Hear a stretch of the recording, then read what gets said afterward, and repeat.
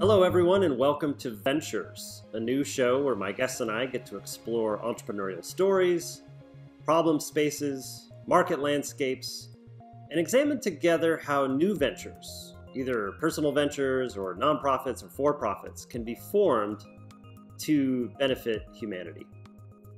In today's episode, we're going to be talking about all things homeschooling. In light of the pandemic, many people, many of you might be considering part-time, full-time, short-term, or long-term options for your children to either supplement their schoolwork or dive in full-time with you in your family context. So my guests, Sarah Little, my wife, and Abby Wahl, the three of us dive into many aspects of homeschooling and many different approaches for you to consider. And Abby and Sarah have been full-time homeschooling for quite some time now. And in this conversation, they give a lot of different resources available for you. So if you're watching this show, you can listen to it anywhere that you get your podcasts. And if you're listening, you can watch by visiting wclittle.com. And there we have links to all of the different resources that we talk about today. And you can subscribe to my newsletter where I write about lots of different topics, health science, technology, and a variety of the different subjects that we talk about on this show. So with that, I'm excited about this conversation and sharing it with you. Please enjoy this wide-ranging conversation with Sarah and Abby.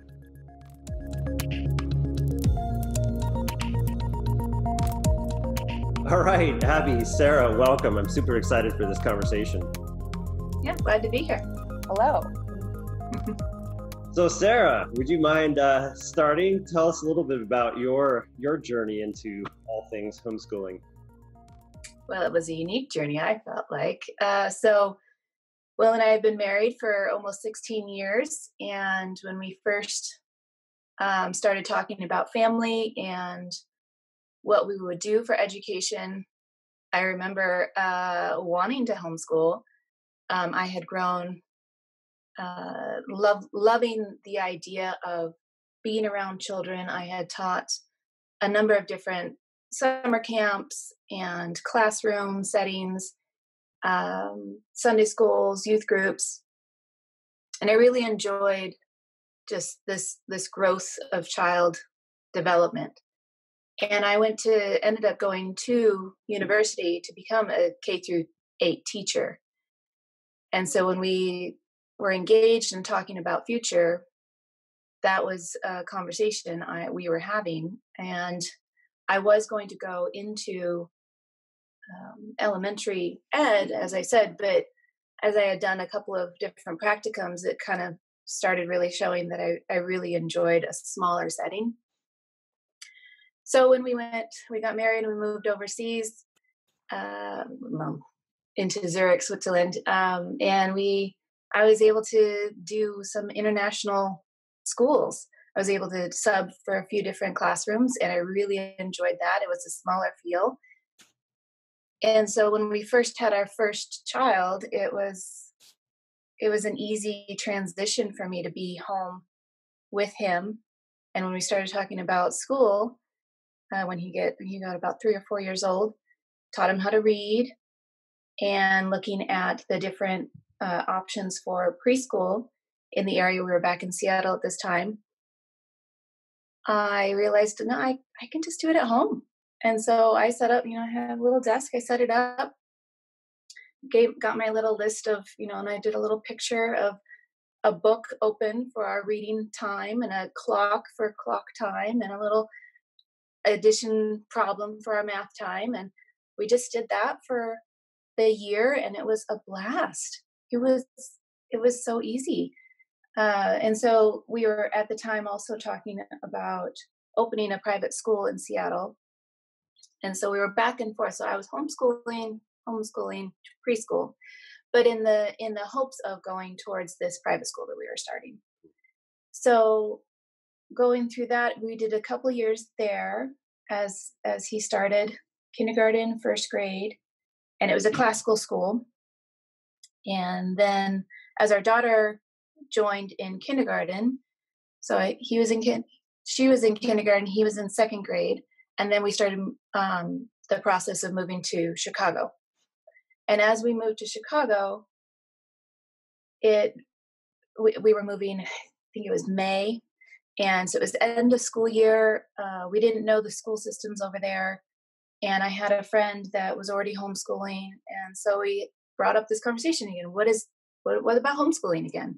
And what does that look like? What models, now that they're, getting further in their education, not just, preschool. Now it's kindergarten and second graders moving into first grade and third grade. So what does that look like? Well, that's a little bit more serious, it seemed. And so my friend pointed me to it was a classical mode of homeschooling, from Well Trained Mind. I don't know if some people might know that one. And so it was getting all the curriculum, and we went through that for a couple of years, and I really enjoyed it. I loved having time with the kids at home. It was such a joy to know that I could teach them, and I could teach them to read. I can teach them math. I can teach them geometry and geography. And it was a blast.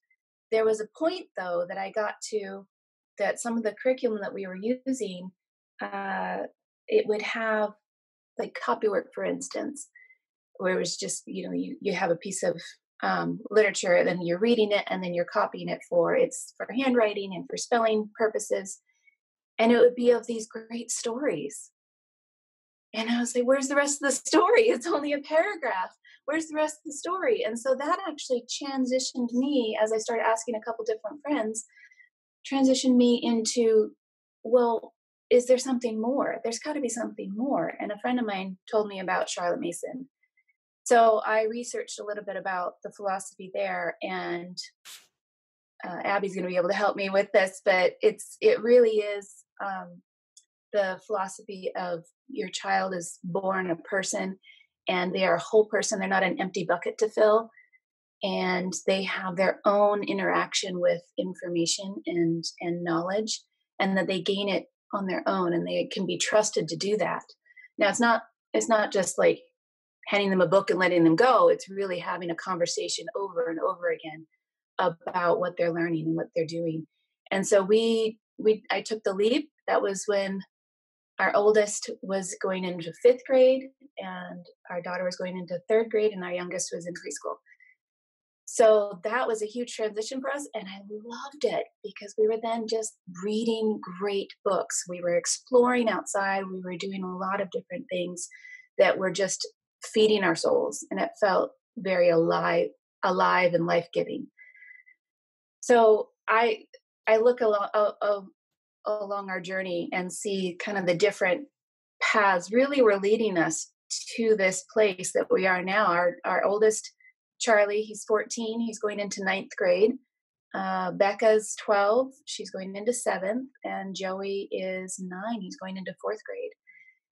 And I can't imagine doing anything else. We absolutely love what we're doing. And yes, it's getting harder as we get into the upper grades. But the big thing that I've learned throughout the years is that as long as I'm the lead learner, or at least willing to help open doors and find opportunities, it really does benefit all of us, that we can sit down and read together and enjoy conversation together, and then go out and experience the world together. And I wouldn't change it for anything. So as your husband, I'm obviously a bit biased, but I'm extremely impressed with you and the way that our children have been developing, and the thoughtful and caring approach that you take toward the seriousness, the fun, the joy, the ups and downs to this journey. And I can't thank you enough. So, Abby. Yes. Very excited to have you. We have a ton of questions, but let's start with hearing your journey into this wild adventure that is homeschooling. Well, I went through, so my journey is different. I was a product of all pretty much public school, K through college. I have a bachelor's of science from a state university. I did go to daycare, preschool, and Montessori school. So I did not have like this childhood at home. And I did sports year round and things like that. So I knew nothing about homeschooling.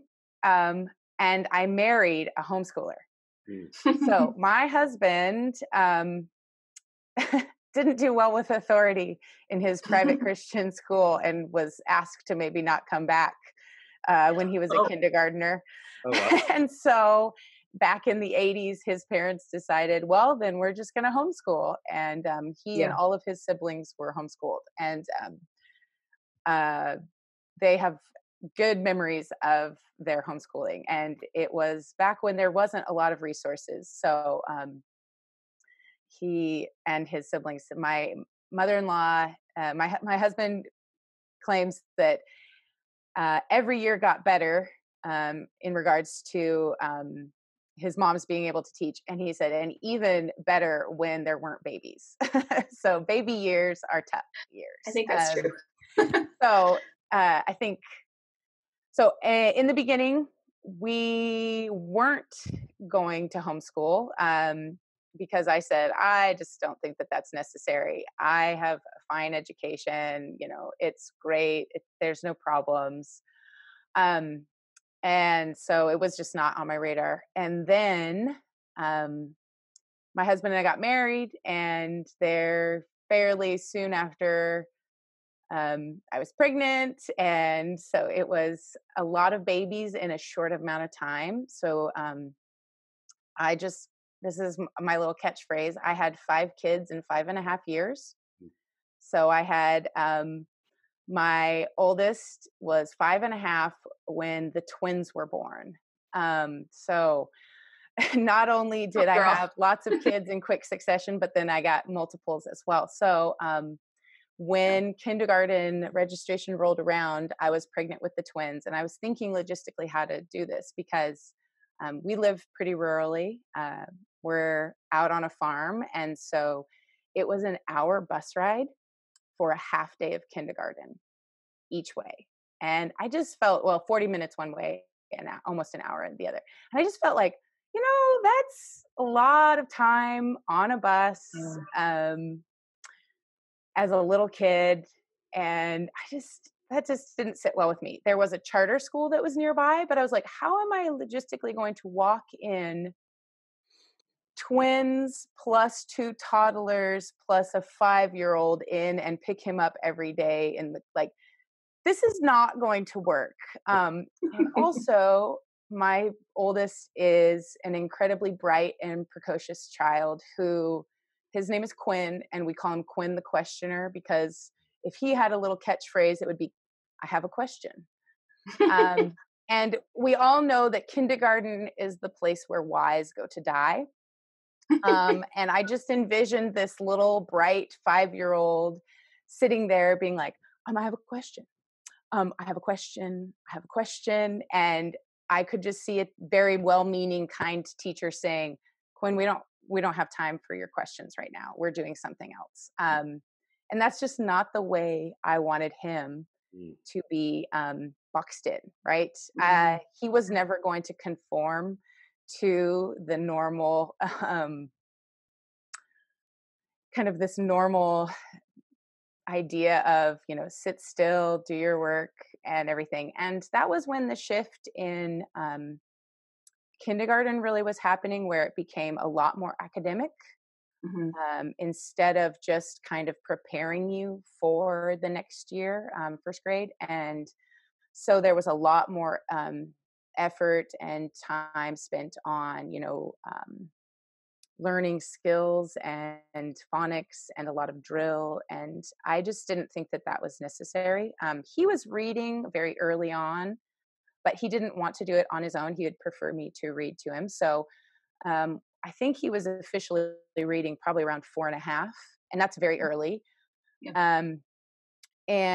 but he didn't really want to do it independently. And so I just read to him a ton. And by the time he was 8, he was reading big chapter books all on his own and really just flourishing in that regards. But anyhow, so that's how we came to homeschooling, is too long of a bus ride and everything. And then that's when I just started reading a ton on all sorts of education, and mostly I started with how-to homeschool books. And as I slowly progressed and read through pretty much every book on homeschooling in my library, I started seeing more things about philosophies of education. Now, it took me a while and years to kind of come to, a philosophy of education rather than just a system. And because I had been so systematized in my own, learning, that I needed a lot of convincing that school at home was not going to be the option for us. It looks a lot different. Homeschooling is it's an education that it looks very different from a classroom, and it doesn't require the same things that a classroom requires. And we shouldn't be trying to copy the classroom, because, and a lot of people are like, well, you have so many kids, how can you teach that many? And I just think, well, there's a classroom full of 30 plus kids in a lot of cases, and a teacher has to teach to all of them. So it's much easier to give your kids individual attention. Yeah. So my first my first child is incredibly self-motivated, loves to learn. Learning came very naturally, very easy for him. And then I was humbled and blessed by having 4 other children who have mild to severe dyslexia. So that changes the whole dynamic of education. And when you don't know what to look for, usually one of the main things that dyslexic, experts talk about is like diagnosing early. But when you're homeschooled, you don't really, when you're homeschooling, that is not something that you learn how to diagnose and everything. So and my brother-in-laws, I have some brother-in-laws who are late readers. And so, my husband and I weren't worried. We're like, they'll happen. We're reading tons of books. They're understanding this.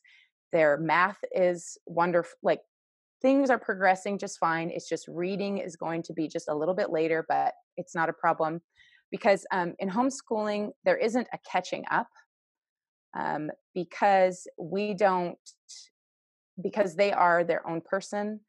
Catching up isn't necessarily, it's not something that we need to do. We have goals and expectations and parameters that we want to meet and things like that. But it takes the child as long as he does or she does in that capacity. And they aren't feeling that anxiety or that trepidation, because they aren't they're not being compared to other people. And, right. It takes just as long for kids in public schools who have this to catch up. But it because each person, just learns at their own pace and at their own speed. And I can really hone in on what each child needs and their individual needs, because dyslexia is very much like a big spectrum. And so it has different components for different kids. It isn't just like, oh, you're dyslexic, so here's what you need to do. It's actually a lot more nuanced. And I can tell about some of the things that I found that have been really helpful later. But anyway, we have been homeschooling. My oldest is now going into 11th grade. And this year is a little bit different. We were looking into kind of the homeschooling program where you get to do community college with a high school, and it's like a dual enrollment, and you get a 2-year Associates of Arts plus a high school diploma, because he just is ready I wanted him to have some campus interaction and some a little bit bigger pond. But with all of the lockdown stuff, this may not be happening. So I might be frantically planning his year. I've already started a little bit of some resources that we have for him, but ultimately, He is definitely college bound here in a couple years. And so we're visiting colleges this summer, the ones that are open. Right. And, he's taken the SAT or PSAT 10 and that went well. So all those things. My daughter is going into her freshman year. My middle child is going into, so this is the problem, is homeschoolers don't actually know the grades that their kids are going into, and neither do they. So he's in 6th, 7th grade. Yeah. And then the twins are going into 4th grade. So they are 10, 12, 14, and 16. So yeah. we are very, I'm very excited for this coming school year. My kids, not necessarily so much. So they're pretty like normal kids. Okay. Yeah. Now, some homeschoolers will claim like, oh no, my kids can't wait to start school. And I was like, well, great. But it is very common. My kids enjoy it during, but they right now Right. are enjoying a wonderful summer of swimming at the river and playing with their friends and enjoying being outdoors. So Yeah. Awesome. A lot to dive into there, and I'm excited to ask a ton of questions. I'd love to start with just the history of education, the different philosophies. I know there's a lot out there, and we can dive into a lot of the pedagogical theories, if I'm even saying that word right, throughout this sounds right. conversation. But Sarah, I remember when we first got married, we dove into a lot of literature on classical. And at least for my brain, having a clear 1, 2, 3, grammar, logic, rhetoric, go with the grain, all of those different narratives that we can talk about, made a lot of sense to me. So it was sort of natural when we moved back to Seattle for us to think about starting a venture that is a private elementary school and doing that whole journey. But I want to maybe fast forward a little bit, Sarah. So when we moved to Chicago, it was May. And how did we approach, or how did you approach? Because I just remember a ton of books on the dining room table and we were exploring lots of different avenues. But how did you approach the different avenues that were available to you? And what can you sort of share about the different landscapes that you were considering?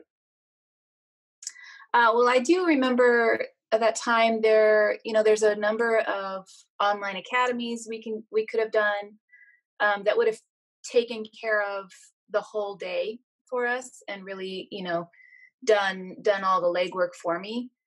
Whereas I would have just kind of been on the back seat and letting them do everything. But I do remember I got out, as I mentioned, the Well-Trained Mind was a book that I had read that kind of just laid out what to expect for each grade and kind of the goals for different things. And it was in the classical mindset where you're right, the 3 different stages of the trivium that really made sense to the two of us. And so when I started reading through that, I just started, okay, we really need to look at history and making sure that we have a good strand of history going. And each of the kids, because they were in different grades, I ended up having 3 different histories to teach. And so I needed curriculum that would handle that. And it was a little bit less teacher intensive. So I found this really great curriculum out there that worked for me. I know there were other options though, that there's, like I said, the online, but there's also box curriculum is what we call it, where they will send you a whole box of books to read, workbooks to go through, ways to check in. You can get a certified teacher to check in with you. Depends on what state you're in as well. I know when we were in Illinois, we were considered a private school, and so they didn't need any check-ins or state testing done at the end of the year. Now we're back in Washington State, and we do need to either do testing at the end of year or meet with a certified teacher. So we've chosen to do the testing thing because the last couple of years as well, we've done back and forth between Chicago and Washington State.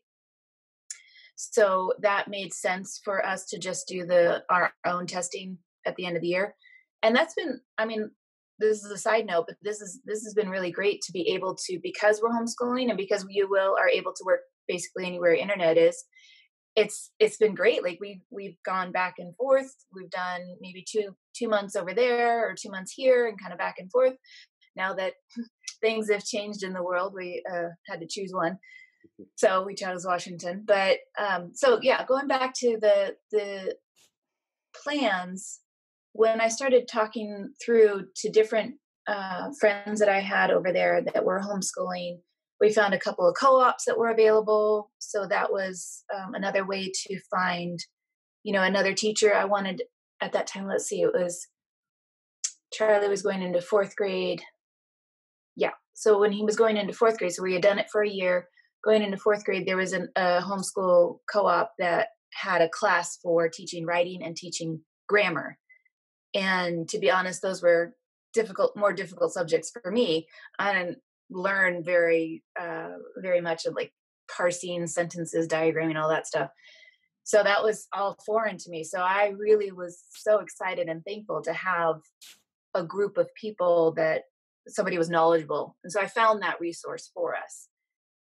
Yeah, I don't know if that there's a number of options, obviously. Yeah, no, that's super helpful. That's super helpful. And yeah, Abby, maybe let's go way back. How, for the first few thousand years of recorded human history, how were children educated? Oh, their parents walking by the way when they rose up. That's right. And education in what we call the tradition or the classical tradition, they just would call it the great tradition, has always been small. The educated class has always been pretty small. Even up until the one-room schoolhouses, right? Modern education is actually really, really recent, right? John Dewey and basically the Industrial Revolution is when modern education came into it. So it's not normal. It hasn't been normal. It's only been normalized for the last, 150, 200, not even 200 years. So the way that modern education is built is after the factory model, and they have different aims and means, and it's entirely utilitarian. Some like charter schools will talk to you about like, well, it's about the character, and I think that they do a better job because they are talking about the person. But classical education has always been for the formation of virtue, right? In the Greek society, let's see, it's the paideia, right? It's the it is the enculturation to make citizens was their highest aim. In like classical Christian, it is to be virtuous, to be following your faith, to be kind of have that highest aim. But it's always been about something more than just a utilitarian application or means. Education is the way through that we become more fully human. And modern education says that education is purely for being able to be college ready or marketable and have a job. Great. Yeah. But and I don't know if you know much about Horace Mann, but that was also a big part of the transition from home education that was happening for so long. And then it was transitioned into required school for all, in the sense of growing this new universal public education. And there were parts that were tearing away from family to force, but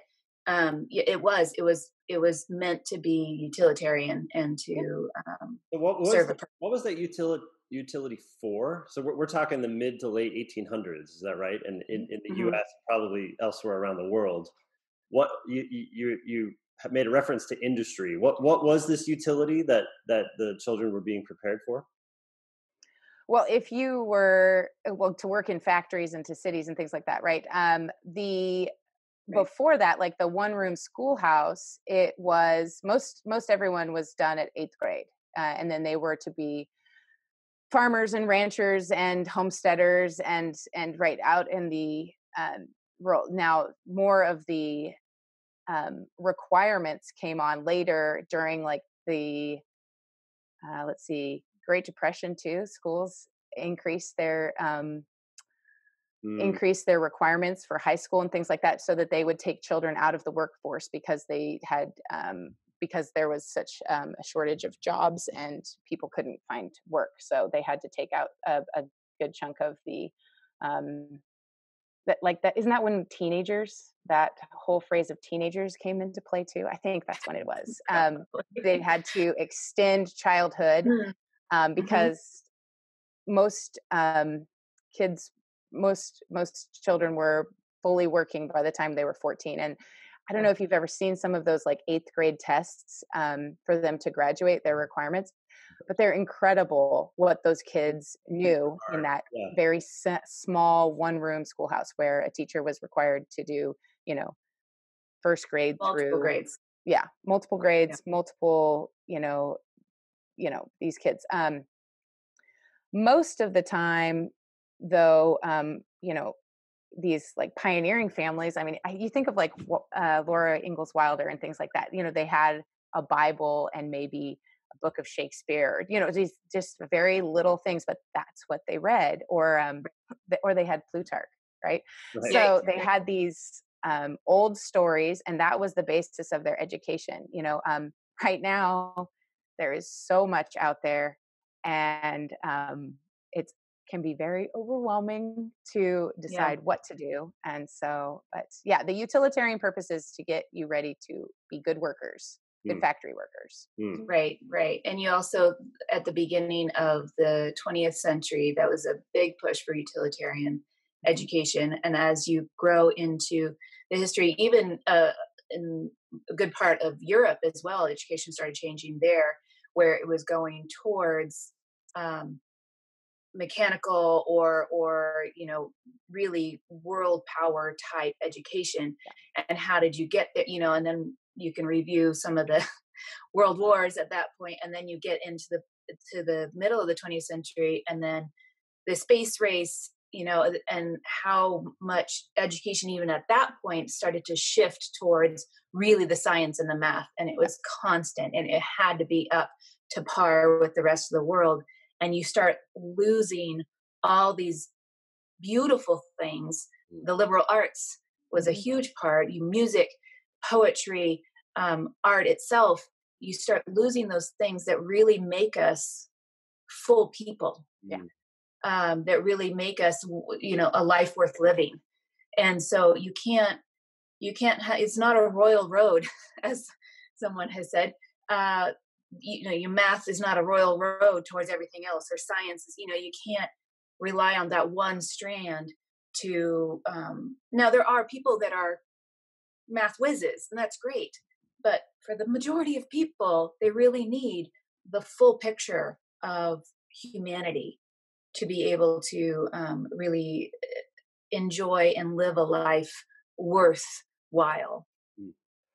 And one thing this reminds me of too is the aristocracy has always taught in the traditional educational model. They never threw in STEM as the ultimate be all end all. However we feel about people who are very wealthy, how they educate their children is different. How lawyers and doctors and educated people educate their children is also different. And they do this. Have either of you ever seen the movie Mona Lisa's Smile? So Julia Roberts is a teacher there, and she comes to this very, very exclusive private school where she's teaching, and she has been used to teaching this, like the public masses that had never had any exposure to these, beautiful ideas and things like that.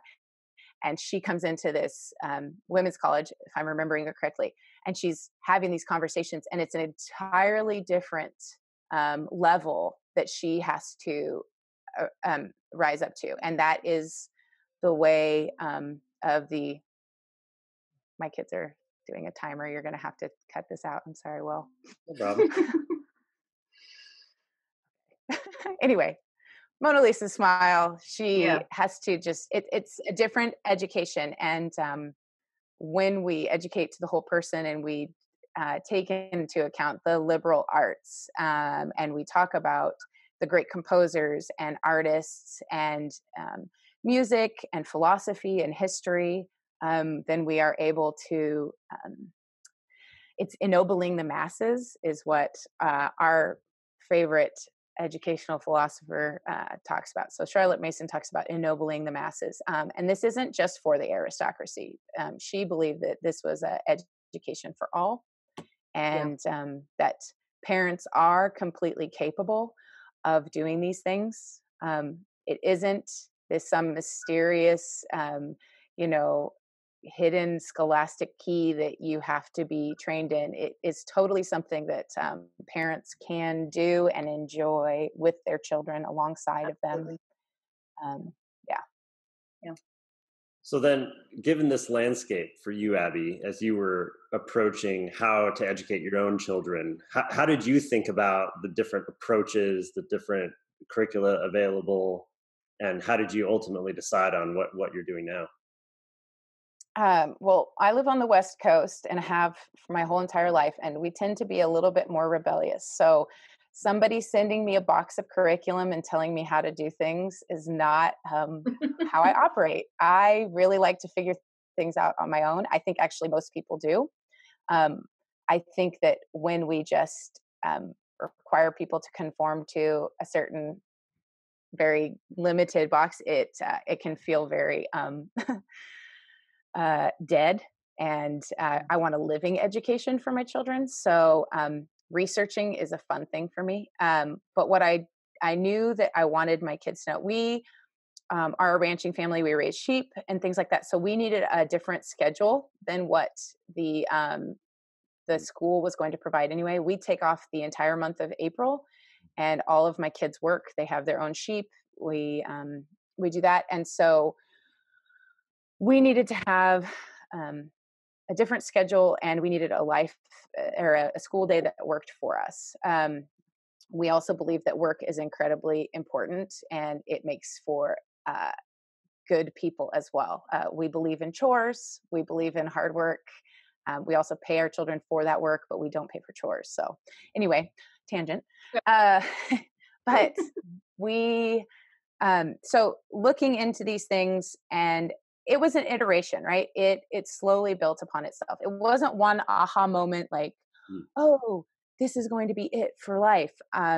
It was a slow process. Like I said, I read tons and tons of books on different methods and philosophies. I even read like 3 or 4 books on unschooling, which is done right. I think people can get a great education for that. It just wasn't for us. I like a little structure, and my kids actually thrive in some structure. This isn't necessarily the same thing as telling them exactly what to do at every moment of the day, but we have a flow to our day. We have a plan for the day. You know, most people like to know what's going to happen, and flying by the seat of our pants, it doesn't work well for most people that I have met. So, and having short lessons throughout the day. But anyway, I wanted something that wasn't modern. I knew that because it went against my own personal values. And everyone who talks about this idea of like, well, you just need to find your passion. This is one of my big pet peeves. I really dislike that, because so often when people say like, you just need to find your passion, they how do you find your passion? By trying new things, by being exposed to things, by learning how to do things. And most of the time we really, really suck at first. Right? So true. Right. And it takes time and effort and energy and practice to get good at something. And I think that when we're good at something, that's when we really go to love it. And that's when we become passionate about it. I mean, I'm sure there's, you know, exceptions that like, well, I'm just so passionate about poetry, but you really aren't very good at it. You know, there's probably some disconnects, but for the most part, I think that we really have to practice and do those things first before the love comes. And I think of like Steve Jobs, he gave that speech about like, well, just follow your passion and things like that. Except he went to like the liberal arts school here in Portland, Oregon, Reed College, and he studied calligraphy. Right. And I didn't know that. yeah, and he just talked about, he's like, well, you just have to, just find your passion. I'm like, well, Apple probably wouldn't be as beautiful as it is, right? Like their beautiful typeface and all their like their systems and things like that, without him studying typography and how calligraphy went. And he hand lettered things, and he did not graduate from Reed College or anything like that, but that was a liberal arts college where he was exposed to an incredible array of ideas and things, and took a calligraphy class, which shaped him. So we don't know what it is that will spark or ignite that in our own children. But we are to expose them to the great things. And I think that is something that homeschooling can do really well, is we have the opportunity and time to share with our kids and give them amazing experiences. There's some experiences that my kids are missing out on because of school. But I'm okay with that because my kids, like I said, we take a month off for lambing. My kids know more about sheep than probably, your average person. They are able to give IV fluids to animals. They are able to doctor them. They are able to pull lambs. They are basically sheep midwives. They can do health checks. It's a different set of knowledge and skills that they would not get to participate in if they were in a classroom. My colleagues and I read this book called Range last year. Have you heard of this? Yes. David Epstein? Yes. Yeah. And Sarah and I talked at length about it, and the fact that the contrast between the Tiger Woods model, the get specialized super early so you can get your 10,000 hours in or whatever and become an expert at your thing. And whereas, and there are some environments, which he calls kind learning environments, where that kind of hyper specialization is actually good for someone. And there's exceptions around everywhere. But the one of the major themes, although there's lots of themes, including all this educational theory stuff in the book, where he talks about that those that actually get exposure, he uses the Roger Federer example with tennis, where Roger played lots of different sports as a kid. In fact, his mom was a tennis teacher and refused to have him get too much into tennis as a kid so he could get exposed to lots of these different things, so that later in life he had all of the different nuanced muscle and eye coordination to be able to excel at tennis. And so in the book, he goes through lots of different subjects and lots of different areas where this plays out. And in reality, the world is not a kind learning environment. It is a very chaotic learning environment, where our ability to have range as we approach learning and approach interactions with other humans and approach the political sciences and sociology is extremely important. Yeah. So then for you, Abby, what made you decide specifically to go into Charlotte Mason or incorporate some of Charlotte's teachings? Sarah, I'm actually curious how we transitioned to it as well. But maybe let's start with you. Let's start with you, Abby. Okay, so I am of the belief that education, and we'll do it with a capital E, education, is I think that classical can be, it's a buzzword now, and so it's really hard. So we'll go with traditional or the liberal arts. I believe that Charlotte Mason actually was a liberal arts educator, but she turned it into a lovely method with lots of explanations and examples. She wrote 6 volumes. I would not recommend everyone reading all of them. It's very Victorian. So there's a couple modern updates that are great to dip your toes into. Mind to Mind by, is it Ann White or Karen Glass? That's Ann White, I believe. Yeah, Ann White did an updated, and then Karen Glass has some great ones too. Consider This is by, Consider This one. And that one's about that. So philosophically, I they talk about a child being a person and the parents being a person. They talk about how artificial rewards and grades and things like that actually do a disservice to our children, that we can't actually teach them anything, but we can expose them to important ideas and we can talk about things and they get to make those connections in their mind. We have control only over three things. Our tools are an atmosphere, disciplines, and life. And so all of these things go toward this idea that we have whole people and we are whole humans ourselves. And so we are cultivating habits and appetites and desires, and our will is in there as well. And we are forming and becoming, like, this education is about formation rather than just strictly information. It's not about just getting it in and out, but it's getting into us and staying there, and that so that we are able to create things after that.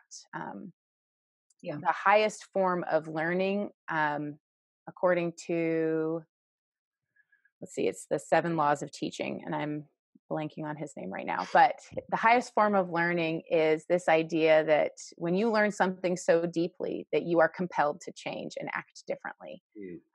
And so often we have a basic cursory knowledge of something, but it doesn't actually change us.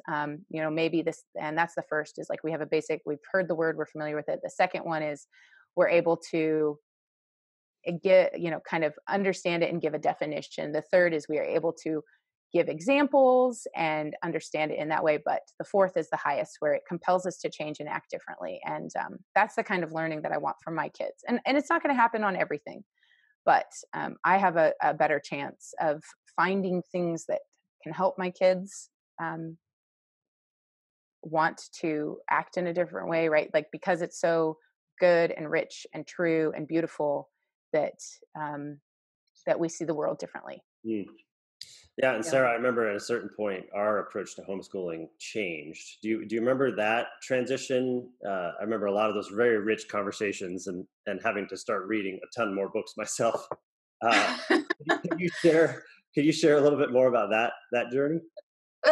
So like I said earlier, there was, a couple different bits of the curriculum that we were looking at and they were using that had, let's see, it was like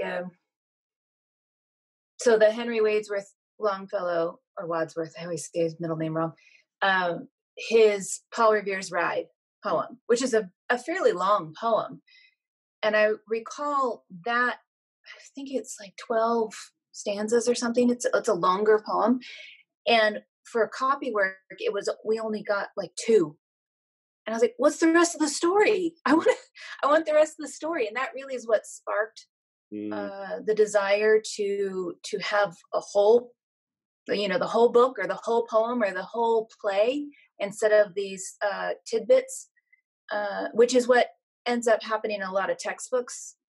Textbooks are just necessarily a gathering or a compendium of facts that so we give them a textbook that hopefully covers everything, but it doesn't really spark a life. It doesn't really spark ideas. And so you can memorize all those things, and yes, you'll have a sort of education, but how does it inform you as a person? How does it inform you as you're growing and as you're changing and you're deciding your own interactions with different things in life? So that was the part of the conversation I was having with you. And also I think the book that really started opening my eyes to Charlotte Mason it's a book called For the Children's Sake by Susan Schaefer Macaulay. And she laid it out in such a simple way. It seemed that it kind of took away a lot of the fog or the mystery of educating at home. And because we had come out of the classical school that we had started, the private school in Seattle, and I was, as Abby said earlier, I was actually doing school at home. And I think that's what I was really struggling with, is because I was doing, okay, this is our science class now, or this is our, math class now. And I was trying to be an expert in everything. And as I started reading For the Children's Sake, and as that pointed me towards some other Charlotte Mason resources, and then eventually started reading her volumes. And as Abby said, it's older writing, and so you really have to sit and think through. And I wouldn't recommend anybody just going, plopping down, unless you're that person. But I wouldn't recommend going and plopping down and trying to understand all of it at once. It really is over many years, really thinking through this philosophy. But even if you don't go that route, even if you don't go Charlotte Mason route, there is a need. The children have a demand for knowledge. They have a demand for information. And we do a disservice to them, I think, personally, if we just hand them, sparse information or just enough information to pass a test, and then they don't assimilate that into their own understanding of the world. I absolutely remember, I was also public schooled. I absolutely remember studying for a test, taking the test, and then forgetting everything right away because it didn't mean anything to me. It didn't have a place in my life. And what I started desiring was to see, as Charlotte Mason calls them, living ideas. I wanted to start seeing the conviction of how your life would change. So as the child would have these books in their hands or have these stories that they're listening to, as those are in your life, and those living ideas, which are, think of one of the great novels that you read in your life, and the characters and their choices that they make, and how those interactions relationally, politically, how they changed, and how there were consequences there. A child can absolutely learn how the world works in those ways, and they can learn, moral of the story obviously is fairly easy, but it's also the different nuances of how your behavior starts changing, your ideas start changing about the world. And so this is something that I was so thankful for as I started going down this Charlotte Mason route, is that I got to get out of the way, and I got to let the author. So first of all, we look for books that are well written, literary in a way, because all humans, from way back around the campfire, right? We listen to story and we learn by story. So much of history was oral history because nobody knew how to write yet. So it was all songs, it was all poems, it was all just oral history. And so that's really the way that we assimilate and we really enjoy life and information. And so as we got through to looking at more sources of real books, and finding a science book that's written well, and it has ideas in it, but it's in a story form that it's easy to understand. Anyway, so it tells me I can get out of the way. I don't have to sit there and teach. I'm not on a blackboard. I'm not on a whiteboard trying to, no, I do, every once in a while draw a shape or whatever we need to do, but I'm not up there teaching, because what it really is the author is passionate about their subject. They have done all the research for me, right, and for the child, and they've written it in such a way that it's engaging. And what you get from that is you get the information in a form that we can understand. And Charlotte Mason says it in this way. She says, as the object of every writer is to explain himself or herself in his own book, the child and the author must be trusted together without the intervention of the middleman. Meaning I don't have to sit there and take in the information from the author and then regurgitate it in a smaller form or dumb it down for my child. They can be trusted together. Now, there are obviously age-appropriate levels of reading material. That's obvious. But what you also can do, especially in this method that we're doing, and this is what I really enjoyed, Will, as we started transitioning to this, is that I could sit there and read out loud Shakespeare to my young children. And because I'm the one reading, they're not tripping up over the words, right? Because it's above their reading level possibly. But we can get to that point where they understand the story and then they start seeing the value of the different things, and then eventually, yes, they will get to those points where they understand those words and they understand the context. But I'm just the gate, or the person that lays out, as Charlotte Mason calls, the feast, so that there's no boundaries, there's no obstacles in the way of the child or the student and the great mind that has written these informational pieces. So, I can read Charles Dickens, or I can read, our oldest reads a history strand written by Winston Churchill himself, and it's wordy, it's long, he's very prolific writer. And yeah, it wouldn't be appropriate for, our fourth grader, but our ninth grader absolutely enjoys it. And it's challenging him, it's pushing him forward. And because it's written by somebody that did his research, is knowledgeable about the subject, and writes well. So that's just one example, obviously, of just an author. But there's, I tell Will, it's like, here's your pile of this grade, and then the next grade, here's your pile, and then the next grade. You keep going up as you mature in the understanding, and allowing the author, the multiple authors, to do the teaching for you. And again, we have lots of conversations afterwards. They have to come and tell me what they read. So we call that narration. So it's an ability for them to come forward and say, okay, I read this chapter, I read this paragraph, even it can be very short. And then they come and tell me back in their own words what struck them, what they are learning in themselves. And it's not necessarily, every once in a while I have to say, okay, make sure you pay attention to these characters or these dates. But otherwise, it's what is striking to them and what is gaining in their knowledge, and how they're making all those connections. And the connections are beautiful. You can't even like, they're creating their education in themselves. They really are growing and changing. And it's phenomenal. I absolutely love it. So as you ask, okay, how do we transition from this to this to this to this? I feel like it's probably a lot more gradual than I remember it being. I don't think it was a huge jump. As I'm learning this method and this philosophy, it's going to keep changing. But I've really enjoyed it. The mental model that was in my head as we were riffing on all this, that's been forming, and this is probably far from anything remotely close to perfect, is that there's essentially a foundation. Everyone talks about the reading, writing, and arithmetic.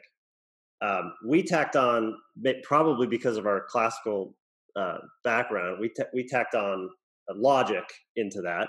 And then probably largely because I've been making a living off of code that I've written for the past 15 years, we added computer science. So the five are reading, writing, arithmetic, logic, and computer science is sort of the foundation. And that's sort of the layer one. Layer two would be all of the different subjects, from botany to geometry and trigonometry to history and all of that. And the books can be, in some context, actual textbooks to teach those subjects. But what I love about this overall approach that we're talking about is the third tier is all of the books, biographies, autobiographies, different accounts, different stories, fiction, nonfiction, from lots of different angles, from lots of different vantage points in history, that solidifies, as both of you were talking about, in story form, solidifies the education for the enculturation, the whole person, to enable that rich expression of creativity in a child come through. So I have seen that with our three children, and I have seen that in the families of the children and the families that approach it this way. So I'm curious for you, Abby. Obviously, Sarah and I just talked a bunch, but I'm curious if you have any commentary on anything we just said, or anything to add about what you've experienced with your own family. Oh, yes, sure. Well, I was going to say too, like there's in a classical education book, and I can't remember where right now, so I apologize for that. But they talk about so when monks make beer, they talk about this in the bees. So the bees go out and they gather, and then the bees have to digest, and then they produce the honey, right? And so this is kind of like the Lectio Divina, and I'm probably saying it wrong because I am not of that faith tradition, but it's the Lectio, Meditatio, and Compositati, right? It's this idea that we read, or we learn something, and then we have to meditate on it. We digest it. And then from there, we can compose something or make something beautiful. But the idea isn't just a production. It's about internalizing it and making it part of us, and then going from there. I've heard a lot of educators, especially more in the hardcore classical tradition, that basically say, get your children in the grammar stage, tons of facts, have them memorize like crazy. Don't worry about the whole story. Just give them tons of facts, because then they'll eventually learn the logic, and they'll have rhetoric in their high school years where they can express all of this. They have all those pegs that they can come back So that's neoclassical. So if we're going to be real semantic about this, that's neoclassical. And neoclassical is new. It is not. It is based on, it's taking Dorothy Sayers out of her context, for one. It's not supposed to be, classical education has never been ages and stages. So I don't want to be totally like stumping on your parade, but it's never, K through 5th is grammar, and 6th through 8th is logic, and 9th through 12th is rhetoric. It's never been like that. We have simplified it to that because we like to put things into boxes and buckets and make everything neat and tidy, but it isn't. Poetic knowledge, the idea of memorizing beautiful things like folk songs and hymns and Bible verses and your multiplication facts and those things like that. It always works better in context. So yes, there are people who have wonderful times memorizing history timeline songs. And I think that is great. I don't think there's an actual problem with that. But just to say that grammar is the only time for learning to memorize poetry is just not true. And that's not necessarily the most important thing. Now, getting them to love language and to enjoy poetry, by all means, start it there and then carry it through. Logic is tough. Because of philosophy and just the culture that we're in, there isn't a lot of logical thought, because in order to be logical, you have to believe that there is truth. And when you have to come to the same definitions of things. Yeah, you have to define words, and words have to actually mean what they say. And if you don't believe there isn't, if you only believe that there is, subjective reality, then it's very hard to have a conversation. So you may want to edit this out because you'll probably get some pushback. And rhetoric, you can learn. I mean, rhetoric is being able to communicate well, essentially. It's yes, it is arguments, and it is more than that, but essentially that starts with narration. When you read something and then you're able to tell it back in your own words in a thoughtful, in sequence and in your understanding, right? So that starts earlier. That starts at age 6 when we start doing narrations, or at least in Charlotte Mason, we do narrations begins at 6. And they can be very short sentences. But just memorizing just the facts reminds me of the Grand Grind, right? The Charles Dickens stories about this little girl who comes into the school, and she has been around horses her whole life. Her dad was a groom, and the teacher, Mr. Gradgrind, is demanding that she tells about a horse. And so she talks about how they smell and what they feel like and all these things. And he goes, I just want the facts. And it's like a quadruped with this many teeth. And, it's like he's never seen a horse. So who really knows what it is? The person who's actually seen the hoarseness of the horse, or someone who can recite facts in a regurgitated manner. So, okay, that's a tangent. Yeah, no, actually, quite to the contrary. This is super helpful to understand the landscape and where are the controversies in the landscape, because I maybe 20 years ago I had a parade and a strong opinion about this sort of thing, but now it's a very mysterious and magical journey that we are on. And so I think as we approach the whole conversation. And a lot of people are going to be listening in and watching the video who are strongly considering homeschooling Yes. for the fall, and Yes. maybe transitioning long term into it because right. of the global situation, the pandemic. And I'm curious, what is the advice for those parents? How do we talk about both the landscape of the options available? Obviously, we have some opinions here, and more practical advice for them as they think about the fall in particular. I think the big thing that they need to figure out is what is going to work for their family. Each family is a different unit. Each family is a different dynamic. And so, it depends on, is there a parent that's able to stay home? Is there a caregiver that's able to stay with the children? Is there any resource available close by that can serve some purpose that would help alleviate different aspects of the education? There's lots of things available. I know there's a lot of different online options that we can, probably link in the show notes. But the biggest thing is to find out what kind of family are you? What kind of family do you want to maybe transition to? If you've been in the school system or in even a private school system, and you're like, well, okay, this has been really fun being at home the last couple of months, and we've really enjoyed being around each other. And, you can start thinking about, okay, what does it look like to transition there? But if you're the family that, everybody's busy, everybody working full time, then you need to think of a different option. And I know a lot of the schools are still offering, either part-time. So they're doing like here in Washington, they're thinking of the back and forth, the 2 days a week for some students, 3 days a week for other students to kind of stagger everybody, and then a lot of online learning to supplement. So that's, obviously if they're just in the school system anyway, that's already their option.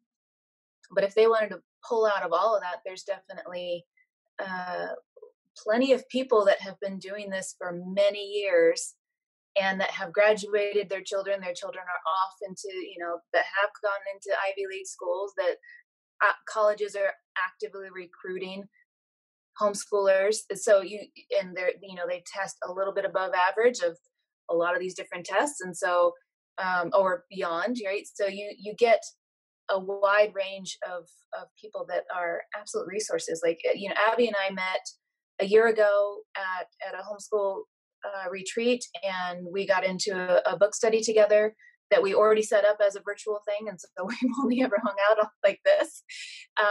But there are plenty of people that have loads of information of how to do any kind of homeschooling. There's a whole array of options. So, but the biggest thing is really trying to determine, okay, do you want to are you more comfortable with getting, somebody tells you what to do, you get the box, you do the box, that's fine. And that's, that's how you're going to get through it. That's great. But if you're wanting to dive in deeper into what Abby and I have talked about of what we call a living education, where you have ideas that the child or the students are really chewing on, they're digesting, and then they're creating something out of that. And you can't create out of nothing. You have to have a source that you're drawing from. So that's what we're both really excited about, the amount of information that we are able to gather for our children, and that we can grow and work together in that. So there's lots of options. I don't think we can enumerate all of them here. Right. Yeah. So I think if you have grade schoolers and you're not wanting to do the hybrid options for you, I think that parents can totally just jump right in and do a great thing. There's a couple great programs out there. One is called Bookshark, and it's equivalent, and that one's no religious materials, if that's a concern. And the other one that's the equivalent to that is something called Sunlight, Sonlight. So both of those are open and go box curriculums. And there is a great math program that is very easy to approach because it has video lessons. You can either get them DVD or streaming. And that is called Math UC. And it's very hands-on, and it's the way most of us were taught math. So it's none of the newer math, the Common Core that is basically made so parents cannot help their children. I have a lot of friends. And so this is the advice I'm taking. I do believe that if you have kind of K through 4th grade, 5th grade, you really can teach your children at home 4 to 5 days a week from 8 till noon, maybe a little bit of extra reading in the afternoons. This does not you have a lot less time that you need to be teaching your kids, because the instructional time is limited to the amount of students you have. You have 1 to 2 students usually. Most people, have 2 kids. And so it just doesn't take as much time. Sarah and I both believe in short lessons, nothing over 30 minutes. And then you switch to something completely different. If you did 30 minutes of reading, then you stop, and you can do 30 minutes of math. Then you can do something that's drawing or art related or something like that. Maybe some history. The great thing about this is you have a lot more freedom and flexibility. When you're doing these online programs that are set up through the school, you are tied to a computer and you are tied to checking in every day. Usually they make you do attendance every day. And some days you just need a beach day, or you need to go out of town. And when you have a little bit more freedom and flexibility, you can take your books with you and do that. And audiobooks in the car. Audiobooks in the car, and just having great discussions. Your family culture can be built around the books that you read. For middle school, there are some, like I said, the Math UC could go up into, they have some great programs up into calculus. And then I think supplementing with things like Khan Academy. I don't use Khan Academy as a whole math program but I do think it is incredibly helpful with their videos to teach certain concepts and things that you want to review, or you need a different approach. Saul Khan, and a lot of the videos he's done, he is a great teacher, and he explains things very, very methodically and in a different way than other teachers. So it's great. We love Extra Math. It is a free drill program, and I love Extra Math for it. Each of your students can be set up on their own account, and it's a it's like a flashcard system. It is, but it's completely tailored to you, because it's learning what you don't know. And so they give you the more, it's a machine learning. So it learns what you don't know, and you're able to do that. Let's see. I'm going to jump on that, Abby. Actually, after Extra Math, there's a really great program. It starts at pre-algebra. It's called School Yourself. Oh, good. Yeah, and it's all free, and it's all online, and you can learn. I mean, Charlie, our eldest, taught himself, basics of trigonometry and calculus and geometry on there. And then as he's studying the actual subjects the next couple of years, he can, he has a baseline, and it's really great. They are short lessons, and it has a smart map learning behind the scenes. So if a child gets something wrong, then they'll immediately give little remedial lessons that you can go back and review. And it's very short lessons. It's 20-second videos. It's not, I love Sal as well, Sal Khan, but he has longer videos. And so these ones are like, boom, to the point. This is how you do it. And then it learns with your child as you learn through different subjects. So School Yourself is really excellent as well, but it would be a supplemental thing. It wouldn't be a full curriculum. Then there is Smart Artist Study. And so it's SM, and then the art is big. Okay. Yeah. And so that one has a lot of things. So if you're wanting to kind of look at these bigger things, it has some great art history lessons. And that one is also available online for free. We enjoy the Horrible Histories songs. And they tell about, decapitations and different terrible histories. So I have a lot of boys, so we find that really fun, and they have those on YouTube. Let's see. Oh, for language learning, so in the classical and Charlotte Mason tradition, we like Latin, because that's languages are important. So one of the things that we really love, it's mostly elementary and maybe middle school level, but is Picta Dicta. And it's similar to flashcards, but it's pictures and Latin vocabulary with pronunciation. So we have found that one really fun and easy to do, and it's short, and it's, like I said, it's machine learning, so it helps you practice the ones that you don't know. And they're developing more and more as the years go on. And I do think that sometimes Duolingo has some questionable stuff in their stuff that's not appropriate for children. So you have to kind of be careful about that. And if you don't check in on your kids, they could be learning Klingon on Duolingo. So that's a language option. So you got to make sure that they're learning the right language. Yeah, that definitely needs to be part of our curriculum. Let's there you go. Let's see. Okay, and then so for middle schoolers, finding some things that there's some great online teachers out there. I have some friends who have done OutSchool, like we had mentioned, Bill, and then Blue Tent is another one that we've heard good things about. Some friends have taken quite a few classes, some on philosophy and Harry Potter writing and different fun things that you want to find things that interest your kids, especially if it has to be online. We took some online medieval literature classes last year from Angelina Stanford, and she's at the House of Humane Letters. She is a dynamic teacher. She's fantastic. And that is one thing I will say.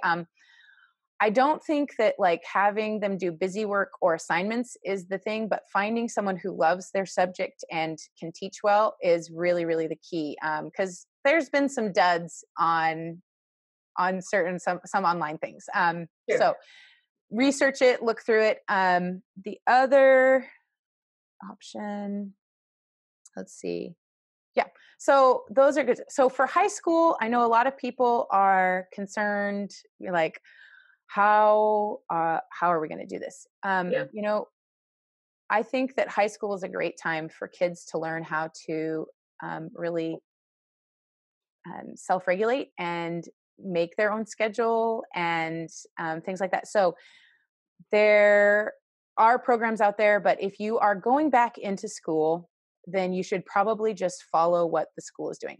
If this is only a temporary thing, then I think doing what the school has set up is probably going to look good on a transcript and all that other stuff. If it's not, I think that a new application question on the transcripts or on these applications for colleges is going to be, what did you do during quarantine? Yeah. And what is the unique thing that your child was able to do that was totally different, right? Yep. Did they get a job? Did they volunteer somewhere? Did they go and get to travel within their own country? Did they get to do something unique and experiential that most of their peers did not get to? This is what, everybody's looking for that thing that sets them apart so that they can get into,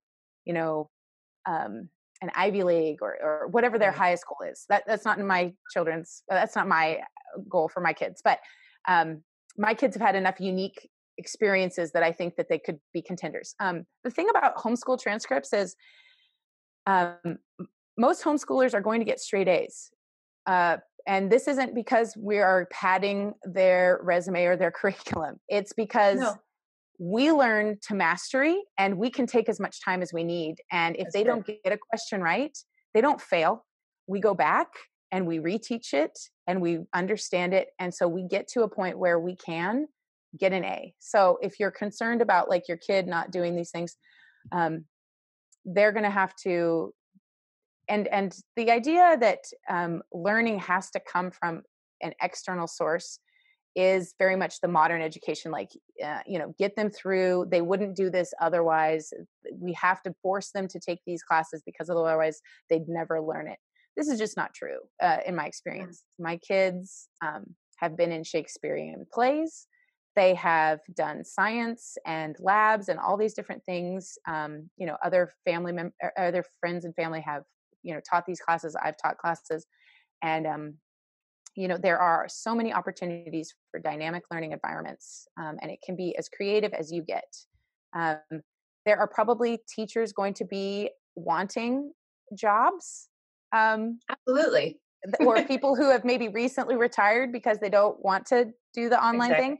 So finding tutors is not going to be a problem. And so I think that those are things that that are going to be available. And so three things that come up a lot in the minds of people just approaching the whole concept of homeschooling in general. And this is a question for the both of you. The three things, at least off the top of my head, that I encounter a lot when I share that we homeschool our children, which, given that I've been fairly entrepreneurial in my career, people are kind of surprised, not surprised. But the three things that come up a lot are, one, it's just for crazy religious people, right? There's sort of a stigma in the past that this is people who want to just go hide in the woods and just teach some religious text or whatever. I think that narrative is changing in the last 20 years. It seems to be a lot more of a secular popularity around homeschooling, but that's sort of one thing. Second thing is, especially if both parents are working full time or aren't trained educators of any kind, there's just a lot of anticipation and on a lot of concern about being able to do it right or have enough time to actually do it. So curious about that. And then the third one often is around, are you creating very low social intelligence human beings who are super introverted, not able to interact with other people, and are just going to be not socially well adjusted when they get later into life? So those are three big topics, but I want to keep it intentionally open-ended. If there's any one of those that the two of you want to jump into, maybe Sarah, you want to go first? I'll jump in on that last one, the socialization one. If you think back to the original education was at home, but then the beginning of the schoolhouses where there's one teacher and they have a range of children. They have a range of 4 or 5 year olds up to 16-year-olds, right? And what is great about that is that each age is learning how to deal with the other ages. They're learning that I can look to this person for help here, or the older one can say, oh, I get to do a reading lesson with the younger. And you're able to traverse those different stages and ages there.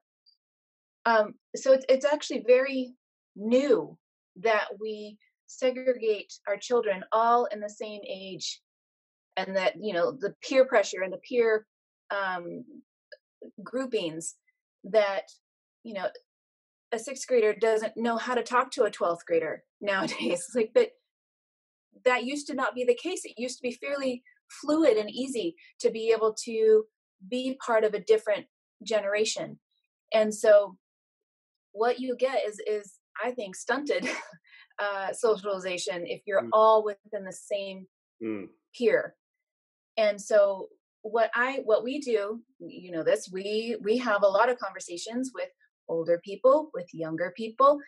I love that we have these books that we can read about different people's lives, these autobiographies or biographies that talk about the range of influence that these characters had in history, so that it's not unique. It's not a strange thing for a young, so let's see, John Quincy Adams attending Europe with his father when he's over there.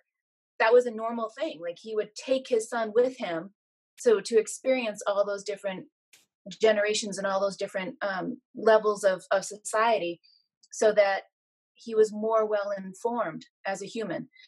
So yeah, we get asked that often. I'm like, well, we got co-ops, we got our church group, our very strong friend groups, we got neighbors close by that are in different ages as well.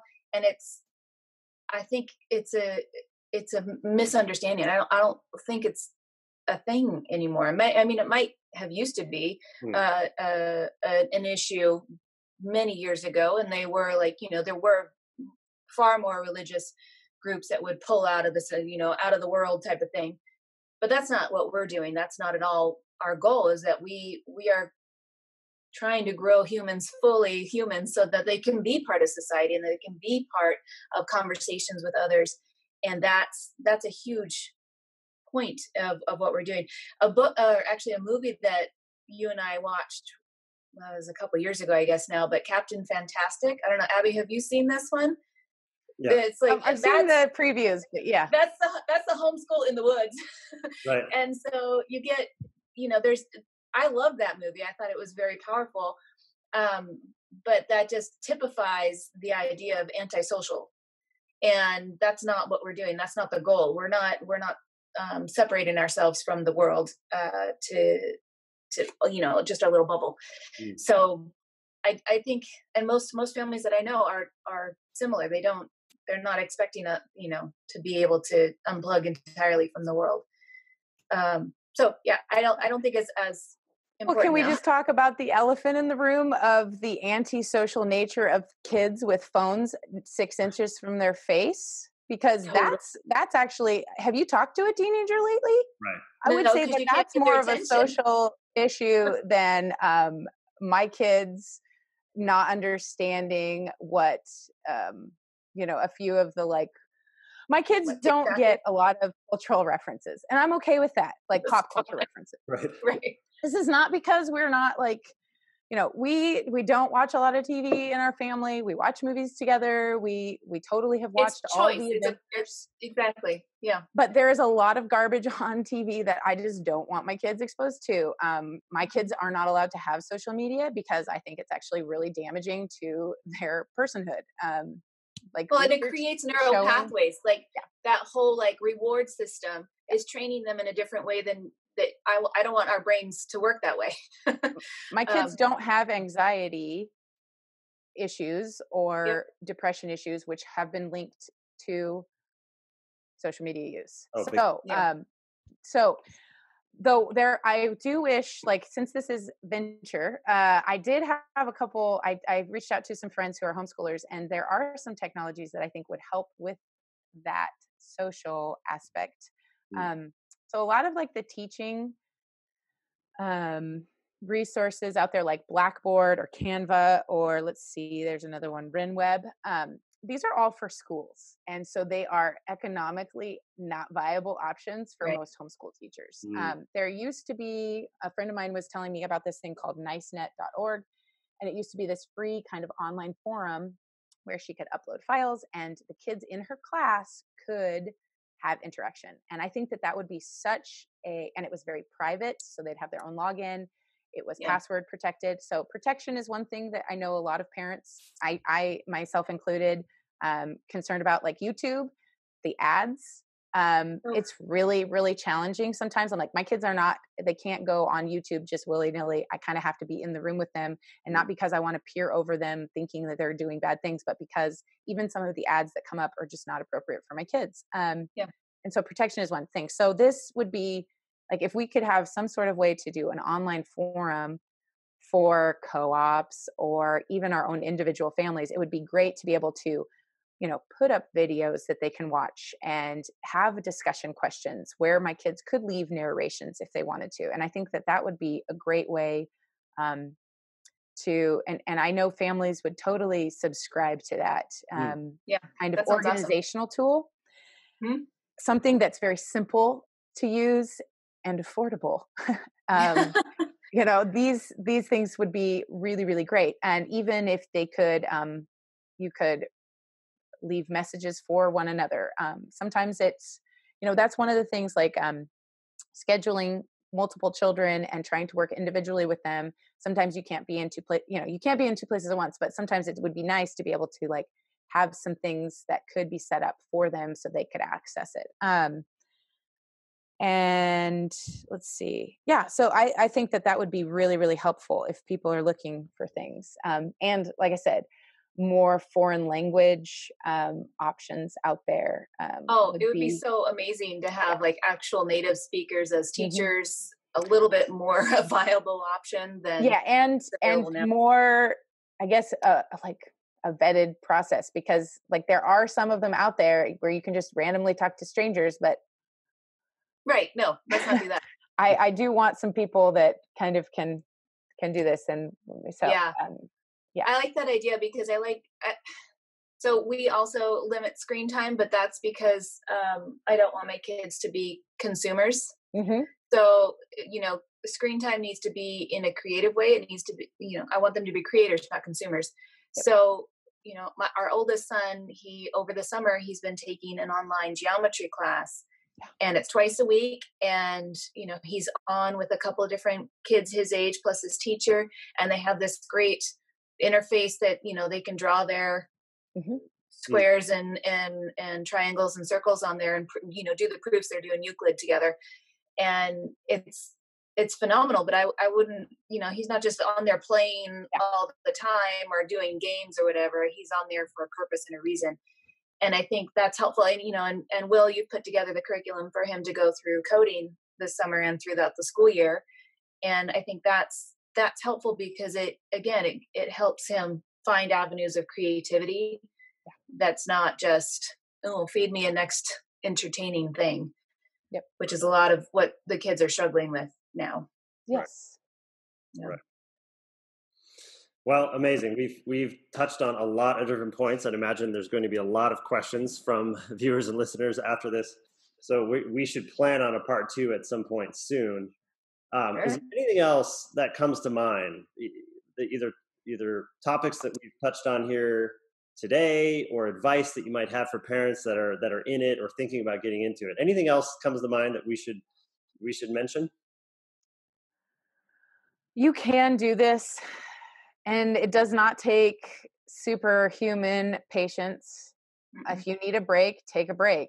You can do this, even for a short time. It will build your family relationships. It will be good for you. It will be good for your children. It's not going to hinder them. Yeah. Read good books, talk about them, do some math, and maybe write a few letters. And you can pretty much, everything else is bonus, but if you can do those things, you will be okay. Especially if it's for short term. If it's long term, you can stop trying to catch up to a pace that is set by schools, and you can look at your child individually and see what they need. And I think that is a great place to start. What you need, what your family needs. There are lots of options out there. We've given a few, suggestions, but that is definitely not an exhaustive list. No, not at all. Yeah. I would say to camp on that. If you as the parent or caregiver are able to be the lead learner, that you are in it with them is even more beneficial. So, if you're reading a book together or you're reading ahead of your child as they read it individually, and then you can have those conversations, what is called the grand conversation or the great conversation, where those ideas are able to work themselves out because you're talking about the same things. Again, it goes back to that philosophy and that logic where, if we can agree on the same definitions, and it's so much more beneficial as we go forward. But really is, I love the idea of just, if you are in it again for the short term, do what fits your family, do what, find some good books, sit down, spend time as a family, learn how to cook together. We make our kids, there's 3 of them, and they each have their own assigned cooking night for the rest of the family each night of the week. So, it's only once a week, but it's helpful for them. It's a life skill. So work on life skills at this time. Work on outdoor activities, gardening, working on your bike, learning those different things. It doesn't all have to be in this academic mindset. You really can do life things, and that is far beneficial than just sitting around on your couch and staring at YouTube. So those are short terms. But long term, there are options. Obviously, Abby and I can be available for other resources. But there are plenty of people out there that have done this for many years and are more than willing to share. So if you want to find more about classical education and Charlotte Mason education, I am on a podcast called Scholé Sisters.com, or you can find it at scholésisters.com. So it's SCHOLESISTERS, but we'll put it in the show notes. Absolutely. And we have a podcast on iTunes and wherever you get your podcasts. Mm-hmm. And we have an online forum. Maybe take a quick minute. Actually, tell us more about it. What is the podcast about, and where's the forum? Okay. What does Scholé mean? Yes, Scholé. The word Scholé is where we get our word school. It's Greek, but it actually means leisure. And if we're talking about terms, leisure does not just mean sitting in front of YouTube, but it actually means the time that you have set aside to learn. Some people call it restful learning, where you yourself, as a mom and educator, we're mostly usually talking to moms, but we do have some dads who listen too, but for the most part. So we talk about, we have discussions about the grand conversation. So we read books, Plato, Aristotle. We've read Dorothy Sayers' essay on the grammar, logic, and rhetoric stages, and we have done a lot of book discussions. And it's about not taking ourselves too seriously. So there's a lot of laughter. That's the main complaint that we get. There's too much laughing in the podcast, but I think it's fine. So just be warned, but we're not going to change, because we believe that even though we take education very seriously, we can't take ourselves too seriously. So we help moms find resources and books and ideas, and we discuss them. So we want everyone to read widely, think deeply, and apply those things faithfully. Yeah. Awesome. Well, we'll make sure to post links to all of this and ways to contact the both of you. Sure. In the show notes. And thank you very much for your time, for the thought that you've put into this, and your willingness to share with everybody. So thank you. Yeah, thanks for having us. Glad to be here. Yeah.